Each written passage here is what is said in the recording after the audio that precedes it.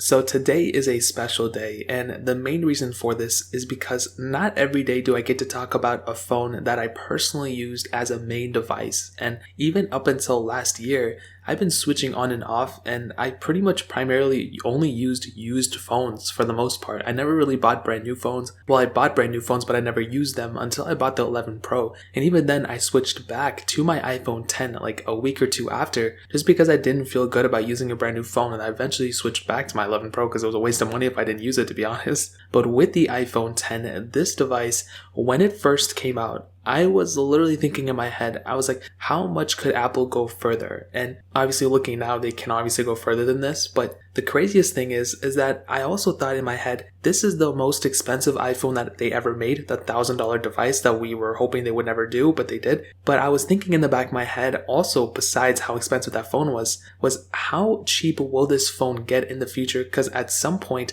it's going to go down to like $100 or $150 because the market is eventually going to see that, okay, all these devices look the same now. And I was wondering, like, dude, this device at some point is going to be like $200 to $300, and it just didn't make any sense to me at the time. But now we are getting closer and closer to that time frame where this device is going to be hitting that price tag. In the used market, you can pick up a lot of these things for like around $350, definitely less than $400. And just to think back in 2017 when this thing was released, that this thing cost over $1,000 for the base model to pick up, that is extremely crazy. Now if you want to pick one of these things up, I'll find the cheapest one on Amazon and link it down in the description below so you can get it from there and help support the channel at the same time. And the craziest thing about this is that looking on the front, it doesn't look like an old device at all. Now, compared to some other phones in the market, you know, the Note 20s, the Galaxy S20s, those type of phones, yeah, obviously the iPhone 10 looks a little bit stranger because of that huge notch, but even then, you know, all the other iPhones look just like this still, with the iPhone 12 series, and even with the iPhone 13 series, apparently from what we're seeing, they're all going to have notches still. So we're not really too far off with the iPhone 10. Like, yeah, it looks a little bit older,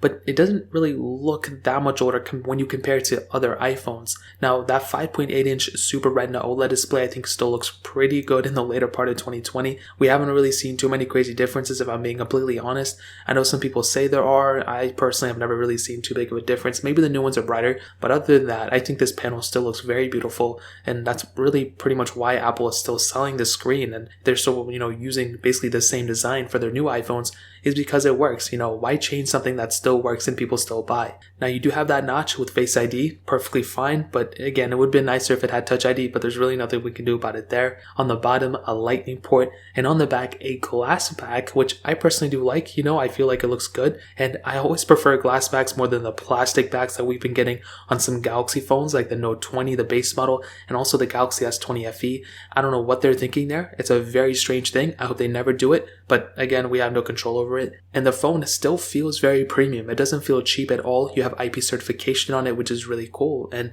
you can dip this thing into water and be perfectly fine. And we are kind of in this trend where backs are starting to become like frosted glass backs, like the 11 Pro and 11 Pro Max, and I do like that, and I feel like that will be the future. But again, for this one, you're going to put a case on it. It's really not a crazy big deal, but it's just the thought in the back of your head, like, oh, this thing has a plastic back or this thing has a glass back. That's more of a difference in my opinion versus this thing has a glass back or a frosted glass back in my opinion. Now, you have that dual camera setup on this device as well, and I personally, like I said before, I think this camera setup, as long as you have two cameras, you're pretty much set for a while. At some point, there's going to be a 3-camera limit, and that'll be the best one. But this thing has a 12-megapixel wide-angle lens and a 12-megapixel telephoto lens. Now, you can do 4K 60 on this camera, which I love. I love seeing that. And what's really cool about it is that it still supports pretty much all the features that we need on the device. We still are tapped out of 4K 60 on their iPhone 11s, and apparently with the iPhone 12s, it's going to be the same way. There's no 8K capability. There's nothing too crazy. We're just missing that ultra-wide sensor that we do now have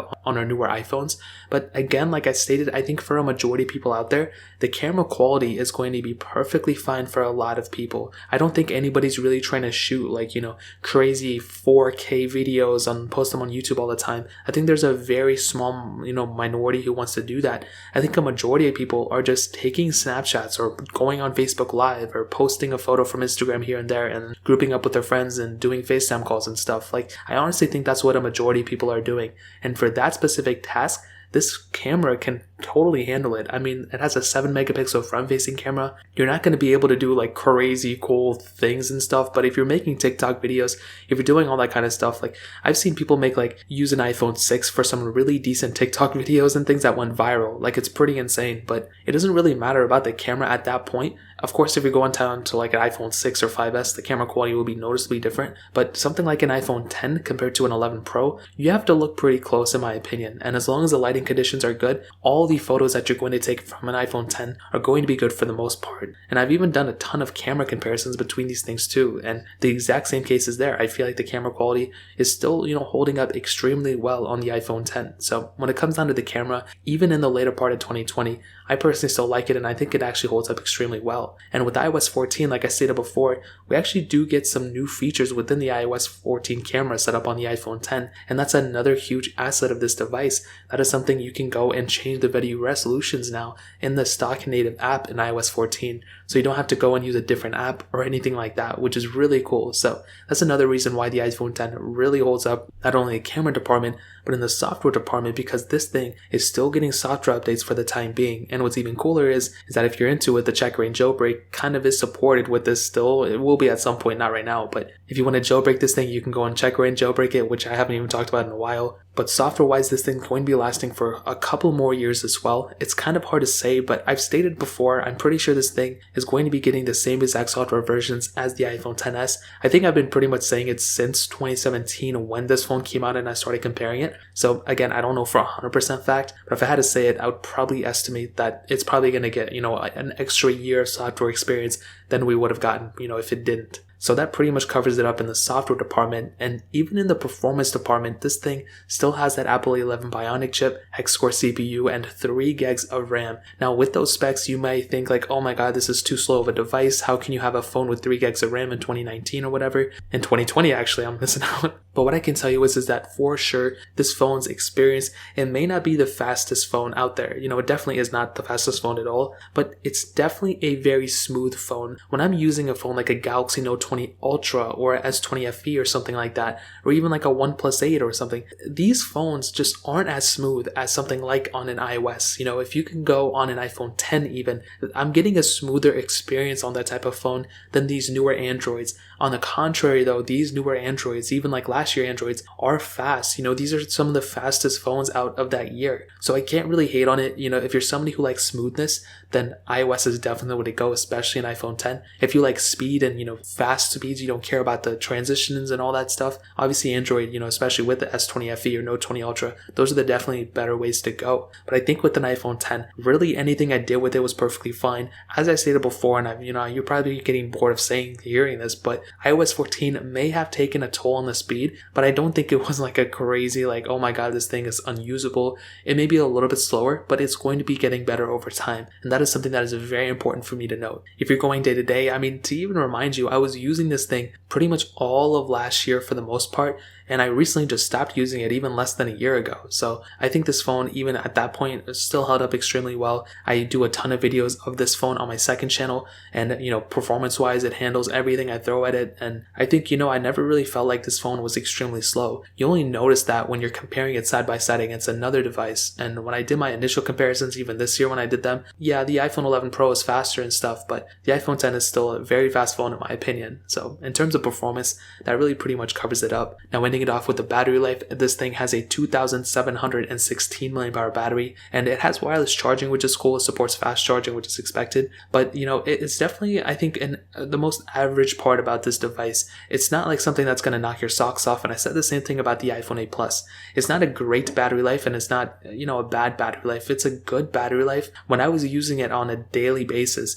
I was ending the day at like 10% sometimes. I was really pushing it, and it wasn't even that bad. Like, I wasn't even using the phone that crazy, to be honest, but I was still able to make it through a day. But it was definitely towards the end of it, especially once I got the 11 Pro, I eventually did have to buy an iPhone 10 battery case that Apple made, and it was kind of sad because I spent like $130 on it, and then I had to go and buy the iPhone 11 and switch over to that literally like 2 or 3 weeks later, which that honestly I didn't like. But I think when it comes down to the battery life, if you're somebody who, uses your phone sometimes, if you're going FaceTime calls and different things like that, you may start to see that potentially, your battery life may go down a lot more than you expect.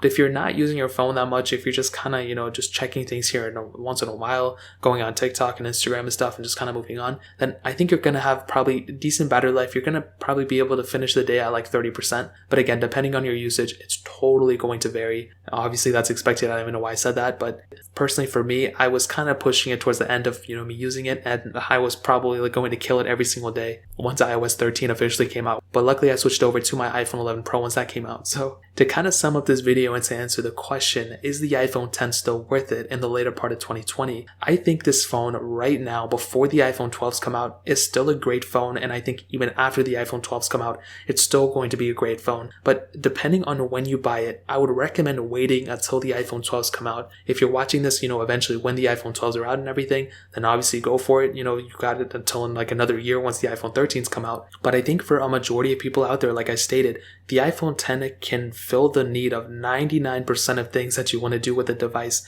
It looks like the newest iPhone kind of. All it is just missing an ultra-wide sensor, and it's just not as fast. Other than that, currently this phone is pretty much the exact same thing as an iPhone XS, even an iPhone 11 Pro. It's just not as fast, and the camera probably just isn't as good. But as long as you're not, expecting the world from this device, this phone is not perfect. There's definitely some shortcomings. But as I said before, if you're trying to just get a basic level phone, this is going to be able to be a basic phone for you, but it's beyond a basic phone. I can tell you that. You can do a ton with it.